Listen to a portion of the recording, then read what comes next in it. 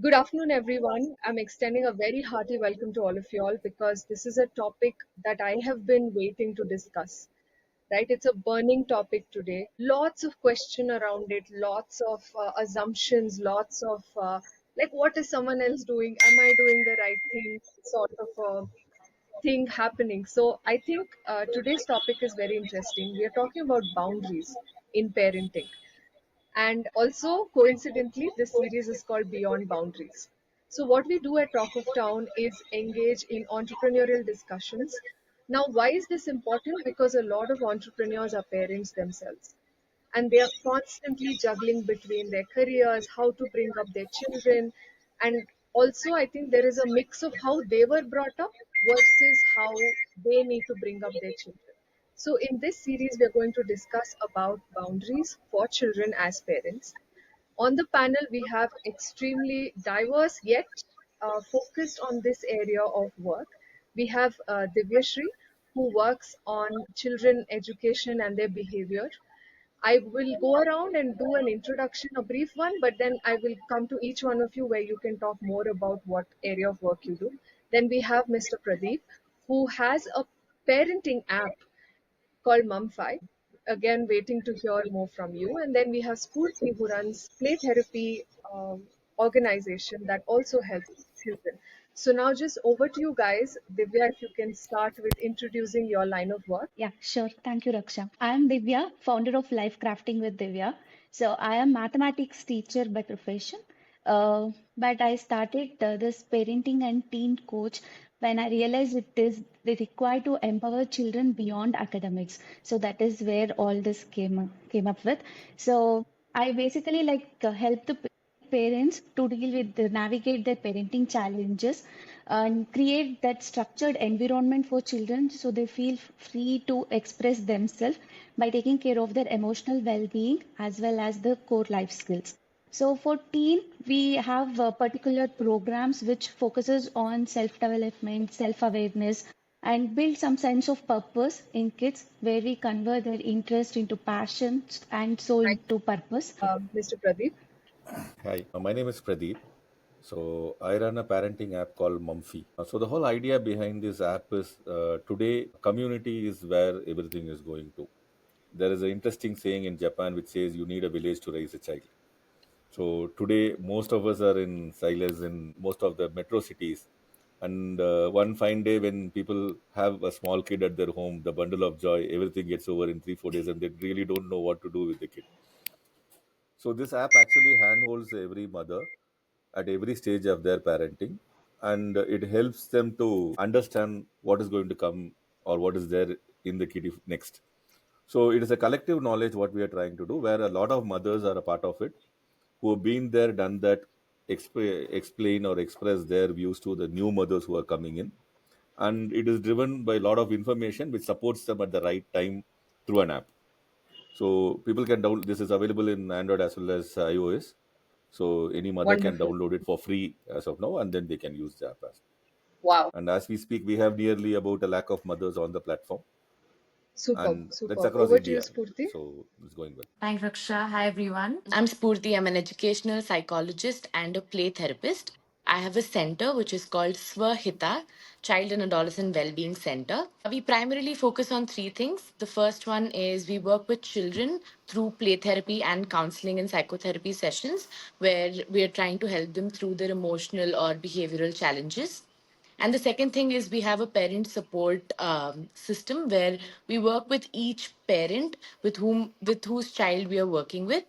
And this is mainly because I've seen that it's not enough if only children get therapy. It's really important that their environment is sorted and parents also know what to do for their child, what the child's needs are, so that there is a goodness of fit between the parents and the children. So the second thing is we focus on parenting. And the third thing is we have school-based interventions where we go for tiered interventions of tier one, tier two, and tier three. And we work with children, teachers, and parents where we conduct workshops, curriculum, teacher training, and parenting sessions. Superb. I So mean, this I is think we've primarily got what the we do. right people for the right topic today. So I'm going to jump right at it. And I want to know the word boundary itself. There is lot, I think it's mistaken to be harsh, strict parenting if you say, I think we need to have boundaries. So, what is your take on it? I would like Divya and Spoorthy to sort of talk more about it, because I think somewhere if you talk about being having boundaries, it is immediately perceived as being strict. And today, in the era of gentle parenting, as they call it, I don't know if boundaries has a space in it, and just defining these terms becomes important. So, over to Divya now to give your take on. Yeah, very true. So the word boundary is like mistook to be something that you're limiting your child from doing something, but it actually it will liberate your child. So that is what even I believe. So what happens is, as parents, it is our duty to fix or guide the child in the right path, because a child is born without any knowledge. Emotion comes naturally. Again, they do not know how to regulate the emotion. They do not know what is right or wrong, what should be done, what shouldn't be done. They do not know the expectations of the society, of whatever is happening around them. So it is more like when there is a cow in the open field, it just sits in one spot without exploring anything. But when you put a fence across the on the same field, now it starts exploring. The thing is, the now the cow is feeling safe there. So now it want to get up, it is in ease to search for the grace with ease. That safety is created for children when you put the boundary. So there you're not only telling what to do, but you're also telling what not to do. So when we have such clear expectation, the child feels safe in that boundary. This safety will give them confidence. This confidence will encourage what it will encourage them with what curiosity and exploration. So I feel it is really essential in today's world to draw those boundaries so that they can use the energy to learn, grow, and Right. So, explore things Spurti, than testing your what limits. is your take on this boundary, and how have parents defined it when they come to you?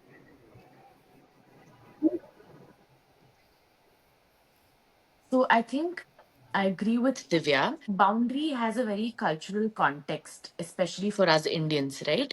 Because we have come up in a collectivist society where boundaries are looked at in a very negative shade. Especially with children, what I have seen is it's important to have the right amount of boundaries so that they're connected to the reality.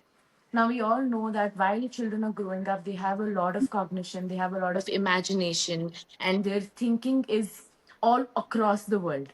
And it's very important for parents to be the anchor to help them know that this is reality and align whatever thoughts and whatever imaginations they have to that reality.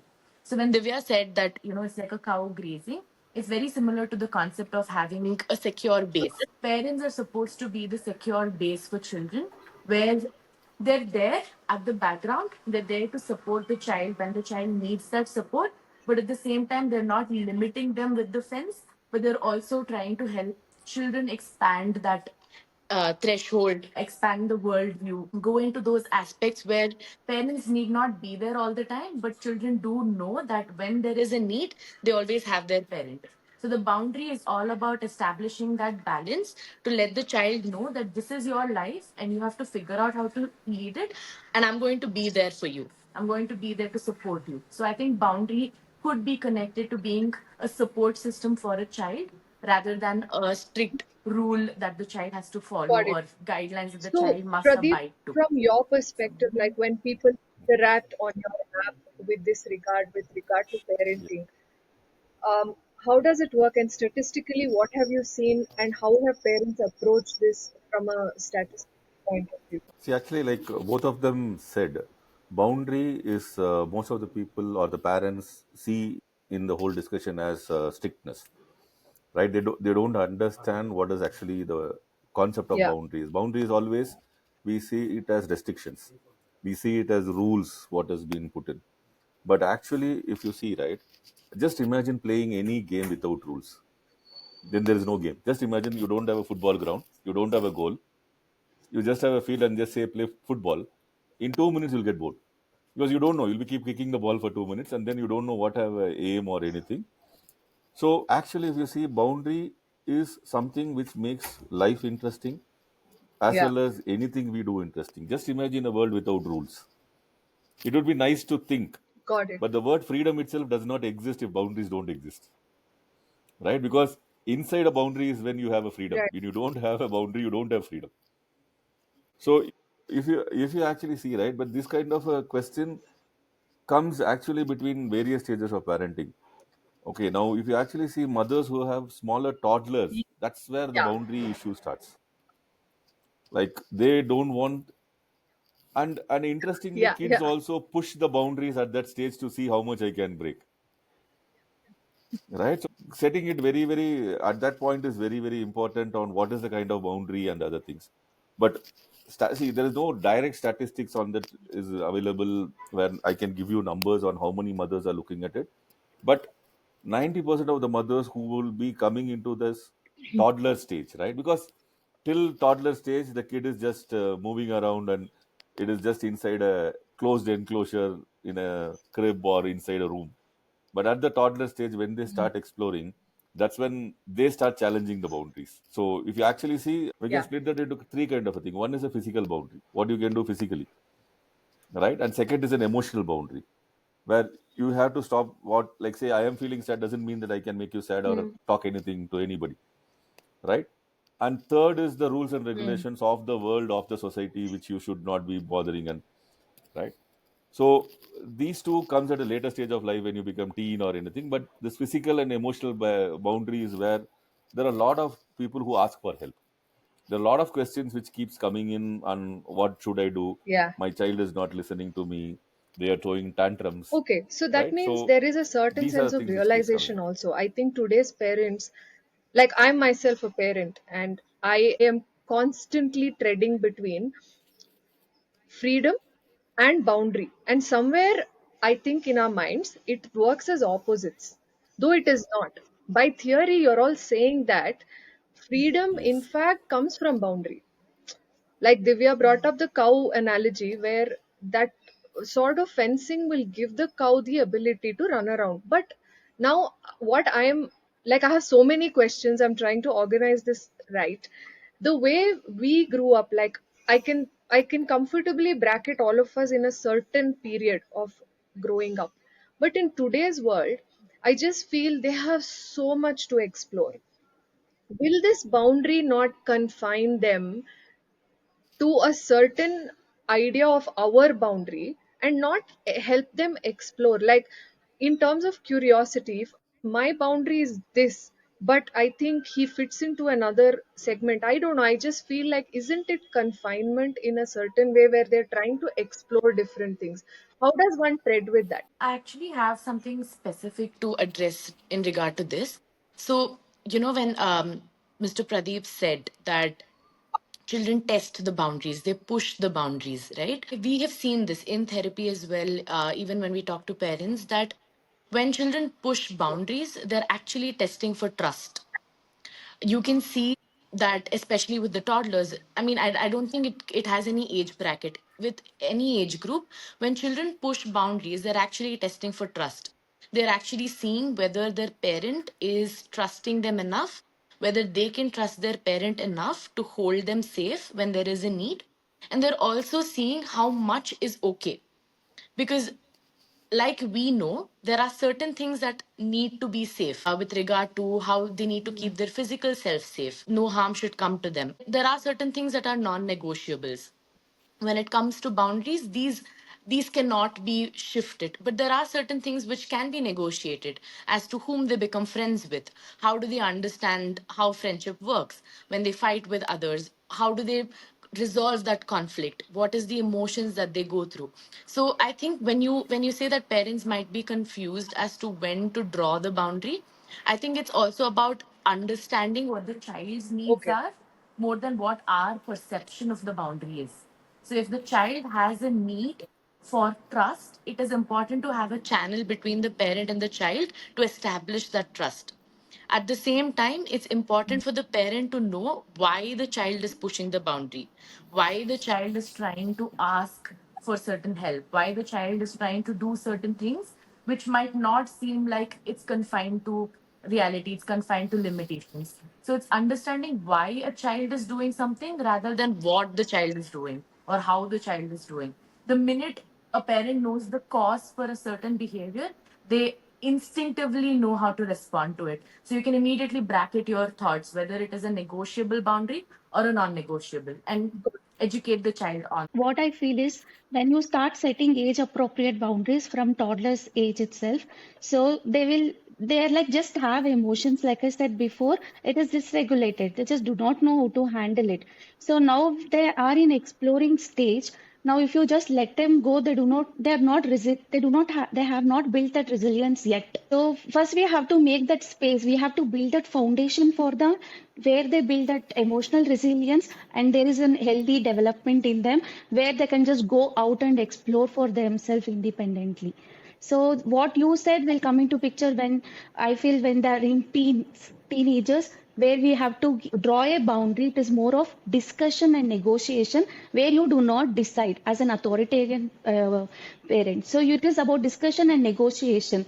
You know, like in every houses it happens. They want to go for a party, have a sleepover, and we are scared that we don't want to send our kid for a sleepover. This constant battle is happening every day. So maybe you have to come to like some conclusion. You should discuss your concern transparently instead of saying no, I don't want to go. This never happened in my life. I mean, in our house, this is against our family value. We should understand the underneath need of the child. Only then we will be able to Yes, that, respond properly yeah, instead of Yeah, see, I actually want to extend what both of them said. Both of them were on the point to the thing. See, sometimes what happens is we need to be very clear. Boundary is a restriction or a guide, right? So that is where the problem starts. Okay. Now, many a times, both of them said the same thing in different things. Where, let's say, when it becomes a restriction and we don't explain why that restriction is, that's when the whole struggle between the parents and the children start, right? To make things little light, say for example, if you say a child don't touch the candle, okay, they can push the limit, go and touch the candle, it's okay.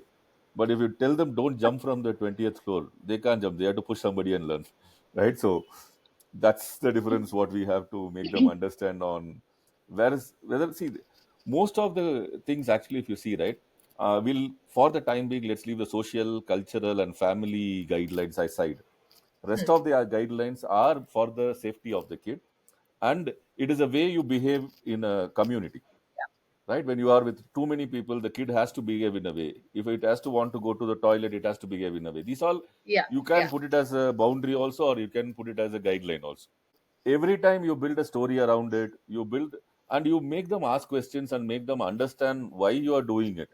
The friction can be reduced, is what we have seen in many of the right. successful cases where Okay, so parents come that back and brings talk me to about the next question. Okay. I face this personally. Now, I come from an old school of parenting where, let me not put it into schools at all. Okay. There is a certain kind of parenting you cannot do. There is no sitting and talking. All of that is not happening from where I come from. Now, suddenly there is this requirement of sitting and talking, sitting and discussing. Sometimes have the bandwidth, not have the bandwidth. Sometimes I'm in the mood, I'm not in the mood. So, as parents, one first question is, how do I know what's the right boundary? Is our boundaries different to every different parent? Because kids are also constantly interacting with their classmates. Now, suddenly there is a parent who has really wide boundary, and suddenly my son comes and says, hey, listen, that one is doing this, why can't I end up saying, no, this is like this only, you want to do it, you do it, my way or the highway.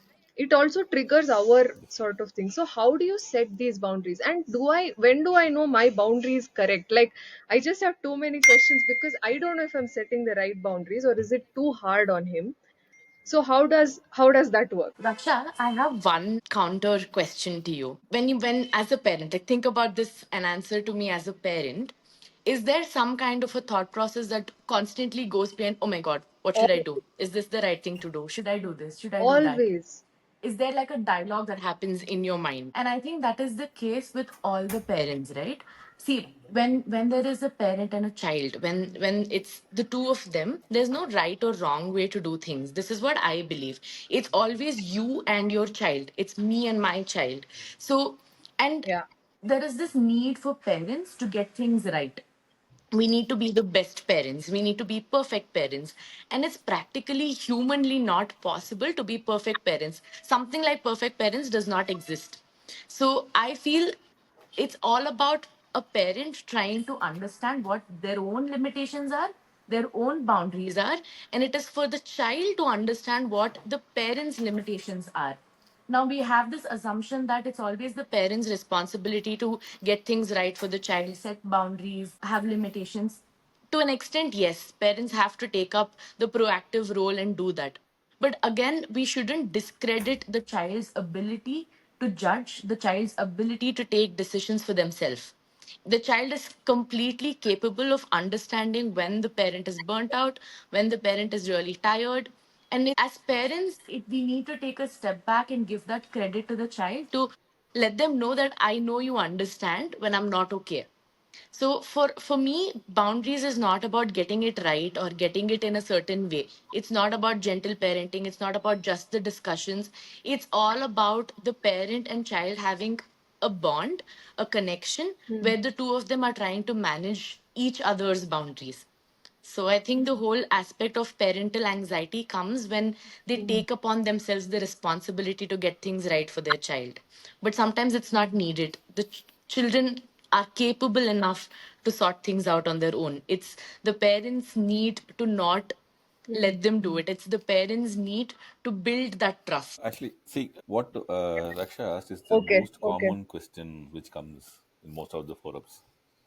See, the main issue here starts with our fundamentals.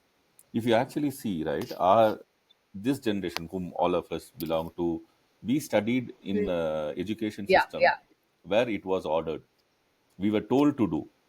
We were told that you can't ask questions to your father Hmm. or mother directly, and if they say follow this, you have to follow, right? But since 2005 onwards, if you see, the education system has changed, right? It is actually empowering kids to ask questions. It is asking them to do a lot of stuffs by questioning rather than accepting. So now, just imagine a child in the school is being told always ask question, and you come home and the mother or father says don't ask question, don't. So this is a conflict that every kid, possibly I think this generation, next 5 years, will go through. What happens is, many a times the fathers and mothers don't know the answer for the boundaries. That's the reason they are postponing, and they come to the community and say, can you help me with this, because my child is asking this question. I know he or she is right, but my family value or my culture or my neighborhood says you can't do this. Yeah. Right now, how do I feel personally my child is asking the right question but I'm not able to do. So this is again most of the things what we are facing, where I think managing the right expectations with the child and being transparent with them, and also trusting them to a larger extent. It's like having a rope. How much you want to leave the rope, you have to I have faced similar thing because in adulthood, like when I turned 30, like I had a lot of problems with anxieties or feeling not belonging to the group. Now I feel this is all because it was like I was not emotionally attended, not because my mother was not there or father was not there, they were not aware of it. So emotional well-being was not given importance as today. At that time, it was all about intelligence, IQ only.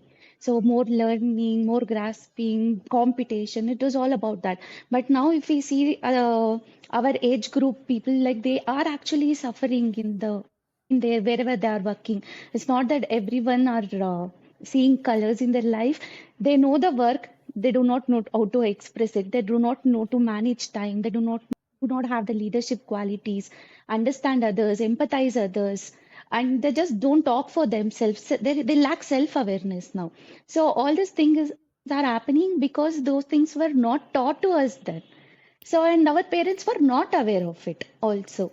So, I remember the instances where my mother actually used to take the remote and go shut down the screen time and just take the remote and continue with her course. And I have been shouting at her that, like, what is this? Why did you do this? I wanted to watch the last scene, something like that.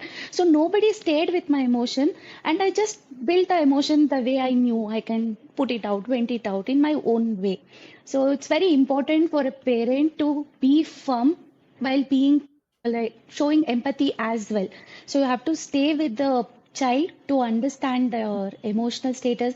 make them aware what they are really feeling, and it is okay to feel that big feelings, whatever it is coming. So, and also teach them how to handle it. That is the most important part, I guess. And I think there's also this whole aspect of parenting, which is more like a shared parenting, right? A lot of times, setting boundaries is forced upon one parent, and they end up doing the good cop, bad cop thing, where one parent is always trying to, set things right, put boundaries, and the other parent is the cool parent who takes the children outside and all of that. Somewhere I feel like a lot of this anxiety around boundaries for parents can be reduced, especially if both the parents can sit and have a conversation where they talk Yes. about what goals for parenting align, what don't, what are their own family values that they've come up with, what are their hopes for their children. So I think a lot of times there is a challenge between parents which gets transferred onto the child. So the child is left confused. Should I Yeah. take my father's side? Should I take my mother's side? And the child is always in that zone of confusion. So if boundaries need to be set, there needs to be self-awareness, it needs to be a shared responsibility, and both of them have to be on the same page when it comes to the child, even if it's not possible in other areas of it. Yeah, but again, it is important to understand that both the parents have different childhood. They come from different families. They have their own patterns, which they start reflecting when they are parenting their child, Yeah. right? Yeah. So first is the self-regulation is the key. First, as a parent, we have to take care of our emotion. Our emotional regulation becomes blueprint to our child. So the way we respond or react, that's the same way they also respond when they are angry. Correct. So our regulation, self-regulation is the key. That's true. See, actually, many a times what happens, right? We give conflicting things to the child, right? Like, say, Yeah. for example, you tell the child, do not lie. And then some phone comes, you say, no, I'm not at home. They tell the uncle they're not at home, right? So the child Yeah. is confused. What should I do? Should I be not lying or? So what Divya said is right, exactly. So we have to have the boundaries on what we have to do and do. See, at Yeah. the same time, this also puts a question: is do boundary required or not? If you actually see, right? If you do Mm. not have a boundary, they are also lost. Or if you suddenly do not have any boundary, right, the kids gets lost.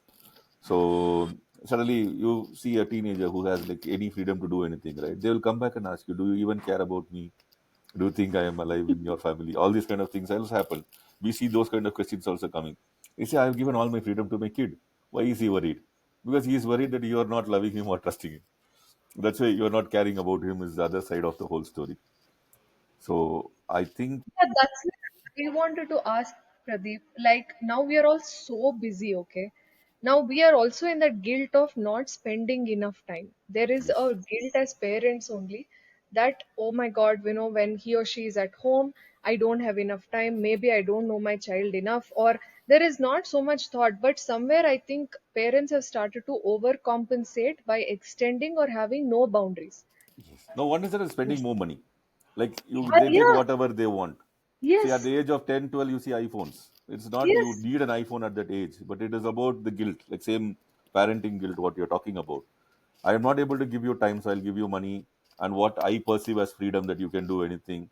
But yeah. that it's not actually solving the problem. It is increasing the problem, right? The child is more lost into the whole thing and it increases a lot of other family issues because of this, which comes in. Correct, correct. I think it also adds to whether it is the quantity of time, because most parents are busy, both parents are working. So is it really about you spending hours of time together? See, I have seen cases where parents and the child, they sit together, stay together for 1 hour, but both of them are on their phone, or they're just watching a movie, or they're just doing something on their own. So is it really the amount of time that you would want to spend with your child, or is it the quality of time? It could be just 5 minutes. 5 minutes after school, if the child has the option to come and tell you what happened in school, it's more Yeah, than enough for the child because you are listening. So, even when Divya said that we need to be self regulated, the minute we are self regulated, we also have the option to co regulate our children. And co regulating is the easiest way to set boundaries. Because the minute your child has a big emotion, And if you are also reacting and responding to it with a big emotion, there is nobody who's regulating. So both the parent and the child are on high emotion. So nobody is actually listening to the needs of the child. So it is to understand whether how can I co-regulate my child. So if my child has a big emotion, if my child is angry, hurt, crying, what is it that I can do? Maybe me being calm is going to help my child also get that calm energy from me. So it's being able to listen to the child at that point of time. And by listening, I'm not saying what the child is saying verbally, but by listening, I'm saying listen to the child's movement, listen to the child's ability to make eye contact. Maybe the child is trying to say something. Maybe the child is using a different language, but internally, the child is trying to convey something different. So it's about really listening to what the child is giving as energy and not just what the child is saying on the surface. So I think to establish that boundary, more than the time and everything, it's more about co regulating, it's more about connecting with the child at the moment. So even if it's for 2 minutes, the Yeah. child knows that you're there for the child and you don't have to be there for hours. Like it's okay.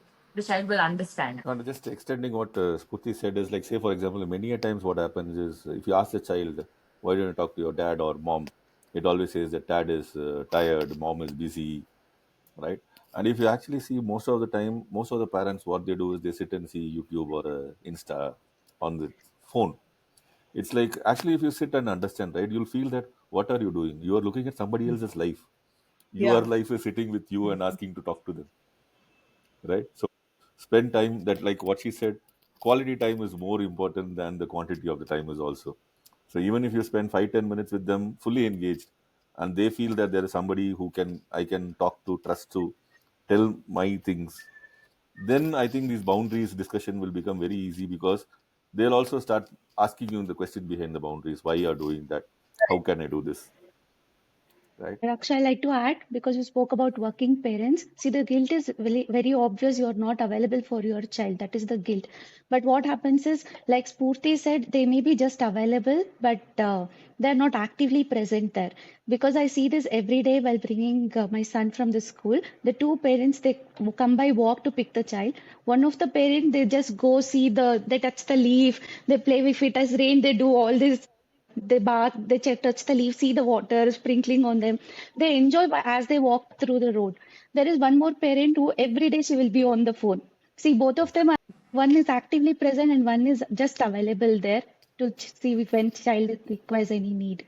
So active presence is very important. We know that and even nowadays kids have also understood because my parents are working, they are not available. They can understand when you can convey them in the right way. So they do not end up comparing themselves with someone. So once they understand what you are doing and when their needs are attended, I don't think that would be a problem.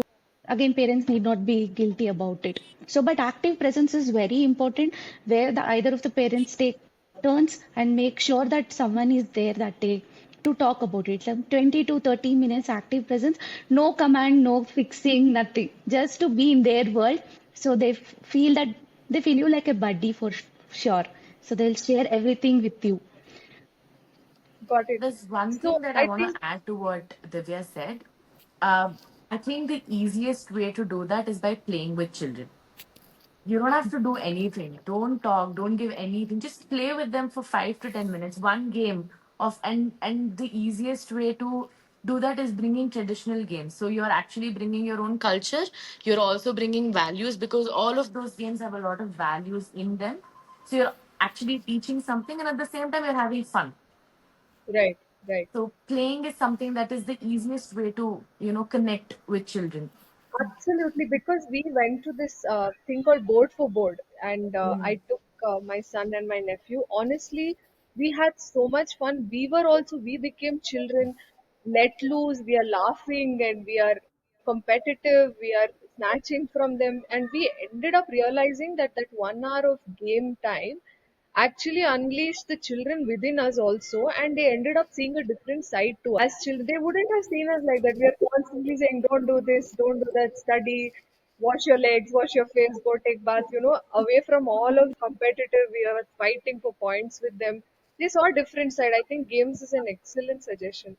So I think, I mean, on a closing note, I want each one of you, you have like professionally people approach you guys for this area of work. Like, what is one, with regard to this, what have you received the most from parents? What is that challenge that people are facing more in terms of, like, that one question that's constantly asked with regard to boundaries, and how have you solved it? Because I think we need takeaways today.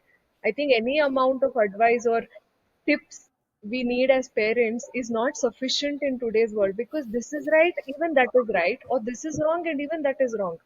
Today, do you need to be friends or do you need to be parents?